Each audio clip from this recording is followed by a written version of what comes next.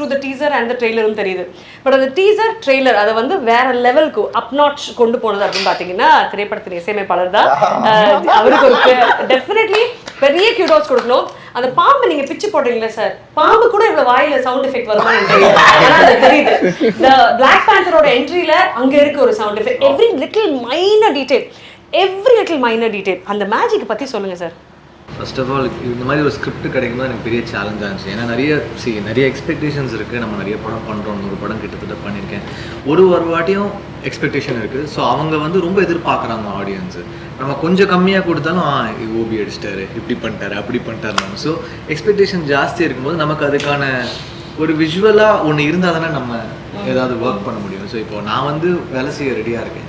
But அதுக்கான visuals எனக்கு வரும்போது தான் எனக்கு அந்த வாய்ப்பு கிடைக்குது. ஸோ அது வந்து தங்களானுடைய ஐடியா எனக்கு கிடைச்ச போது ஐ தாட் ஓகே இது ஒரு பெரிய ஒரு சான்ஸ் இது. பிகாஸ் இப்போ சில படங்களில் கிடைக்கும், 1001 எனக்கு கிடைச்சிது, மதராஸ் பட்டினமில் கிடைச்சிது, சில படங்களில் you will get that chance, அசூரனில் கிடைச்சிது. அந்த மாதிரி இந்த படத்தில் வந்து எனக்கு அந்த வாய்ப்பு கிடைச்சிது. சரி இதை விட்டுறவே கூடாது அப்படின்ற ஒரு மைண்ட் செட் பயங்கரமாக இருந்துச்சு. அதுக்கேற்ற மாதிரி விஷுவல் வந்த போதும் எனக்கு சேலஞ்சிங்காக இருக்குது ஒரு வாட்டி. ஏன்னா இவங்கெல்லாம் பயங்கரமாக நடிக்கிறாங்க, விக்ரம் சார், பார்வதி மேம், அப்புறம் மால்விகெல்லாம் பயங்கரமாக நடிக்கிறாங்க. ஸோ இதில் வந்து நம்மளும் ரொம்ப ஸ்ட்ராங்காக தெரியணும், நம்ம ஒர்க்கும் தெரியணும் அப்படின்ற ஒரு சேலஞ்சு. ஸோ அது ரொம்ப நல்லா இருந்துச்சு. அந்த டீம் எஃபர்ட் வந்து எனக்கும் ரஞ்சித் சாருக்கும் ரொம்ப நல்லா ஒர்க் ஆச்சு. எவ்ரி டைம் ஒரு பயங்கரமான சிட்டிங்ஸ் நடக்கும், ஒரு எக்ஸ்டெம்போராக நாங்கள் எதுனோ க்ரியேட் பண்ணோம், ஒரு ஜாமிங் செஷனாக இருக்கும். பட் அது ரொம்ப அழகாக வந்து விழுந்துருச்சு. சில படங்களுக்கு வந்து ரொம்ப அழகாக வந்து விழும். ஸோ அது ஒரு பெரிய சேலஞ்சை எடுத்து பண்ணியிருக்கோம். பேக்ரவுண்ட் ஸ்கோரும் ரொம்ப நல்லா வந்திருக்கு படத்துக்கு. ஸோ எல்லாருடைய உழைப்பும் வந்து ஒரு ட்ரெய்லரில் விஷுவலில் வெளியில் தெரியும் போது அது ரொம்ப ஆடியன்ஸ் பாசிட்டிவாக எடுத்துக்கிறாங்க. ஸோ எனக்கு அந்த சான்ஸ் அமைஞ்சு சூப்பர். அந்த ஜாமிங் செஷன் சொன்னீங்க, ஒன்று இவர் பெரிய மியூசிக் லவர், டான்ஸ் லவர். ஒரு நல்ல விஷயம் ஏன்னா ஒரு காஸ்ட்லெஸ் கலெக்ஷன் எல்லாம் பண்றாரு. அதனால எல்லா இந்தியன் மியூசிஷியன்ஸையும் பாக்கெட்ல வச்சிருக்காரு. எடுத்து விடுவாரு. நான் சொல்லுவேன், சார் என்ன சார் எனக்கு ஒரு லிரிக்ஸ் அப்படியே ஒரு இருந்தா இரு கூப்பிடுறேன் இல்லைன்னா அறிவு வருவாரு. ஸோ இந்த ட்ரெய்லர்ல வந்து எண்ட்ல வந்து லானே தங்கலானே சாங் வந்து பெரிய ஹிட், எல்லாம் கேட்டே இருக்கிறாங்க எப்போ அந்த சாங் விட போறீங்க அப்படின்னு. ஸோ அந்த பாட்டு பண்ணும்போது ஃபர்ஸ்ட் வந்துட்டார், சார் சாங் வேணும் சார், எண்டு சார் அந்த செகண்ட் ஹாஃப்ல வரணும் சார் அப்படின்னாரு. ஓகே சார் வாங்க சார் அப்படின்னு. ஸோ ஃபஸ்ட்டு ஒரு ரிதமை க்ரியேட் பண்ணேன். அப்புறம் அறிவு கேம். அப்போ நான் ஃபஸ்ட்டு ஒரு ஃப்ரேஸ் பண்ண ஆரம்பித்தேன். அந்த எழுதிட்டுருக்கேன், அவர் எழுதிட்டுருக்காரு. பண்ணிட்டு இருக்கும்போது திடீர்னு ரஞ்சித் சார் வந்து, சார் நல்லா இருக்கு சார், இங்கே ஒரு ஹை பிச்சாக ஒன்று பண்ணால் நல்லா இருக்குமா சார் அப்படின்னாரு. நான் உடனே அவர் என்ன சொன்னாங்கன்னா, சார் ஏதாவது வேர்டு இருக்கா சார், இல்லை தங்கலான்ற வேர்டு வந்தால் நல்லா இருக்கும்னு. சார் தெரியல சார், தங்கலான் அப்படின்னு நம்ம கத்த முடியாது சார், ஹை பிச்சில் போனால் அங்கே இடிக்கும், தங்கலான் அப்படின்னு பாட முடியாது சார். நான் came up with this phrase, நானே then Arivu came up with this word லானே தங்கலானேன்னு வச்சுக்கலாம். Then that came up and அது வந்து சாங்கை ஒரு பிரைட்டன் பண்ணிடுச்சு. அப்புறம் செகண்ட் ஹாஃப்ல அதை வச்சும் போது பயங்கரமா எலிவேட் ஆச்சு. அப்புறம் ட்ரெய்லர்ல திடீர்னு எடுத்து வச்சாரு, சரி செட் ஆயிடுச்சு. ஸோ அந்த மாதிரிலாம் எதுக்குமே அவர் சொன்ன மாதிரி இலக்கணம் கிடையாது. இந்த படத்துக்கு கிராமரே ஃபாலோ பண்ணல, அதான் உண்மை. அது வந்து ரொம்ப பெர்ஃபெக்ட்டா சொன்னாரு. ஸ்கிரீன் பிளேவா ஈவன் மேக்கிங் வந்து கிராமர் இல்லாம ஒரு ஷாட் அந்த இடத்துல நான் அடி வாங்குறது அந்த மண்ணுக்கு அதுவும் அடிதான். அந்த இடத்துல வந்து ஒரு இடத்துல கேமரா வச்சாங்க, இல்லைன்னா கேமரா மூவ் பண்ணிக்கிட்டே இருக்கும் ஒவ்வொரு sorry. And I want interrupt for one more thing. அவர் வந்து ஐ ஃபீல் ஒரு ராவா இந்த மாதிரி படம் பண்ணும்போது அதுக்கு ஒரு மியூசிக் இருக்கு, கமர்ஷியலா மாசியா பண்றது ஒன்று இருக்கு. அது எப்படி பண்ணாரு இமோஷனலா தெய்வத்தை மாதிரி இல்ல whatever I'm saying. பட் இந்த மாதிரி ஒரு படத்துல நீங்க வந்து அந்த அதை நீங்க கெடுக்கல, தட் அந்த ஒரிஜினாலிட்டி அந்த ரானஸ் அப்படியே தான் இருக்கு. ஆனா அட் த சேம் டைம் அது போரிங் அப்படின்னு போகாம யூ கிவிங் தட் அந்த இது கொடுக்குற போது உங்க சவுண்ட்ஸா இருக்கட்டும், வாய்ஸஸா இருக்கட்டும், that is very difficult. So ஒரு கதைக்குமே ஒரு வாய்ஸ் இருக்கு. அவங்க சார் சொல்றது தான், ஒரு கதைக்குமே ஒரு வாய்ஸ் இருக்கு. ஸோ தங்கலான் பொறுத்த வரைக்கும் it's the voice of the tribes. So the rooted voice of the natives. இதுதான் வந்து நான் வந்து என் மைண்ட்ல வந்து ரொம்ப தெளிவா இதை நான் சொல்லணும். இந்த கதையில ஒரு வாட்டி இந்த கதையில நான் சொல்லணும், ஒரு விஷயம் இருக்கும். இப்போ ஒரு கதையில ஒன்று இருக்கும், ஆக்டிங்ல ஒன்று இருக்கும். ஸோ ரொம்ப தெளிவா சொல்லணும்னா இந்த வாய்ஸ் ஆஃப் த நேட்டிவ்ஸும் அந்த ஒரிஜினாலிட்டி மிஸ்ஸே ஆகக்கூடாது. அதனால நாங்கள் எல்லா ட்ரைபல் ட்ராக்ஸ் எல்லாமே நாங்கள் வந்து ரிசர்ச் பண்ணோம். எல்லா ட்ரைப்ஸ், எல்லா ட்ரைப்ஸும் அவங்க டியூனே டிஃப்ரென்ஸ். இப்போ நம்ம பண்ற டியூனுக்கும் அவங்க ட்ரைபல் ட்ராக்ஸ்க்கும் வந்து ஒரு பயங்கரமான ஒரு டிஃப்ரென்ஸ் இருக்கு. அவங்க ஒரு நோட்லயே சுத்துவாங்க. ஸோ அதனால தான் ஜான ஜான ஜான ஜான ஜானே அந்த ஒரு விஷயத்தையே தான் திருப்பி திருப்பி சுத்தி டியூன்ல வரும். ஸோ இதெல்லாம் வி ட்ரைட். ராஜா சார் வந்து நிறைய ட்ரைபல் ட்ராக்ஸ் அப்போ பண்ணியிருக்காங்க. அதுக்கப்புறம் பெருசா ட்ரைபல் மியூசிக்கை வந்து இந்தியன் சினிமால பெருசா கவர் பண்ணல. கேரளால நிறைய பண்றாங்க, தமிழ்ல வந்து யாரும் பெருசா கவர் பண்ணல. So we thought will tell it in an authentic zone where it is real and it sounds tribal. So we've brought in all those woodwinds, those word percussions, those tribal voices, stacks of voices. இப்போ அதுக்கு parallel பாத்தீங்கன்னா African choirs வந்து இருக்கும். ஆனா African choirs நம்ம அதே மாதிரி treat பண்ண முடியாது. We have to sound international but different, but we should sound earthy. So அந்த earthiness எடுத்துட்டு வர்றதுக்கு அந்த ஸ்டாக்ஸ் ஐடியாவை வச்சுட்டு நான் வந்து நம்மளுடைய டியூன்ல நம்மளுடைய இந்தியன் ட்ரைபல்ஸ் வந்து அந்த சவுண்ட்ஸ் நான் யூஸ் பண்ணுவேன். அண்ட் woodwinds அவர் சில சவுண்ட் சொல்லுவார், சார் ஃப்ளூட் ஒண்டி வரவே கூடாது சார், இது ஒண்டி வரவே கூடாது சார், நல்லா இருக்கு சார், ஃப்ளூட் வேணாம் சார், எனக்கு இது ஒரு ராகமா இருக்கு சார், வேணாம் சார் அப்படின்னு.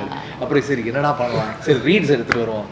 இது வந்து அந்த தென் ஸ்னேக் சாமர்ஸ் அந்த மாதிரிலாம் ரீட்ஸ்லாம் யூஸ் பண்ணோம். ஸோ இப்போ அவர் எந்த கிராமருமே ஃபாலோ பண்ணாம அந்த மொமெண்ட்ல அவருக்கு என்ன தோணுதோ அதை வச்சு நாங்க வந்து ஆடியோவை வந்து பின் பண்ணி வருவோம். நிறைய வேணாம் தான் சொல்லுவேன், இது வேணாம் சார், இது வேணாம் சார், இது வேணாம் சார், இல்ல வேணாம்னு சொல்ல கத்துக்கணும். அதே மாதிரி ஃபர்ஸ்ட் எது கொடுத்தாலுமே அவருக்கு பிடிச்சா கூட ஃபர்ஸ்ட் அதுல வந்து ஒரு சரி இது வேணாம் சார்,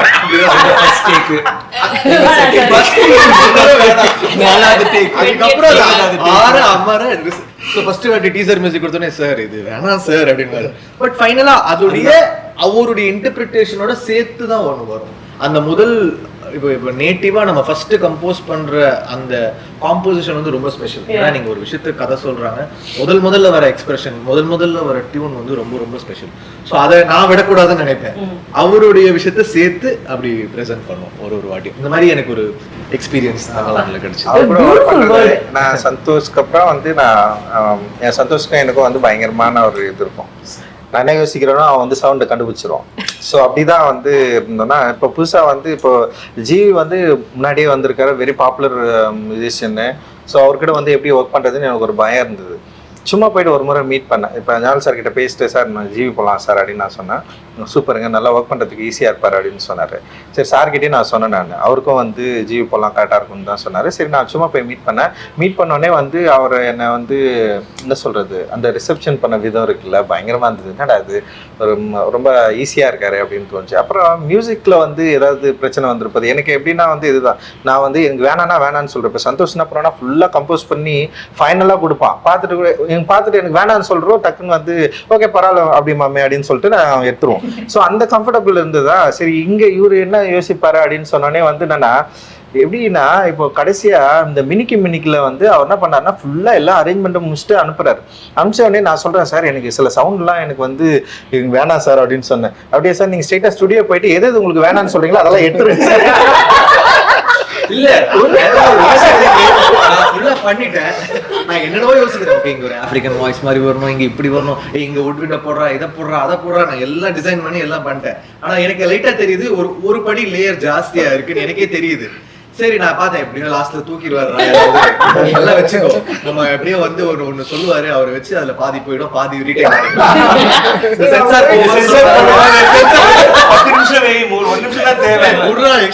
கட் பண்ணிடுவானுங்க சென்சார்லன்ற மாதிரி.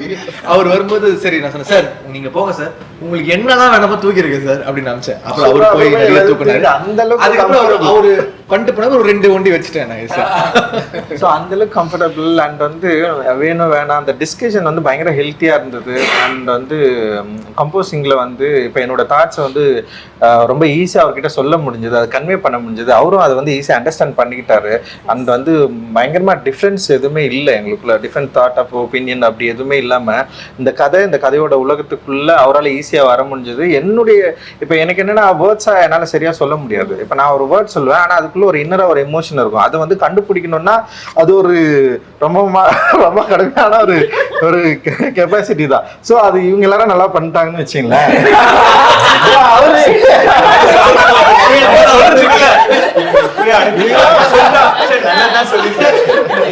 ஸோ நான் என்ன பண்ணேன்னா இப்போ ஒன் மோர் சொல்லுவேன். ஸோ அது கொஞ்சம் ஒரு மாதிரி இருக்கு, கரெக்டாக பண்ணுறதுன்னு தான் சொல்லுவேன். போயிட்டு அது பயங்கரமா என்னால் வந்து விளக்கலாம் முடியாது, அது ஒரு எமோஷன் தானே.